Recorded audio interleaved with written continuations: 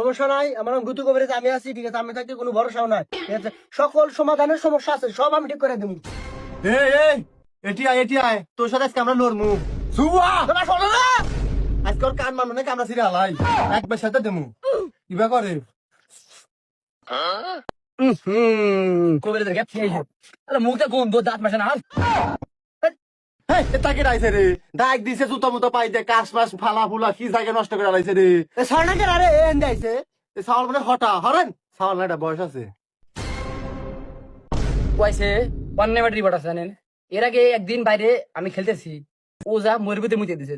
কে রে, তোর মুখে খালি ব্যাগ খেলে আগের মতো রে, তোর মুখ কত মানে পাইলে লাগা নাকি রে?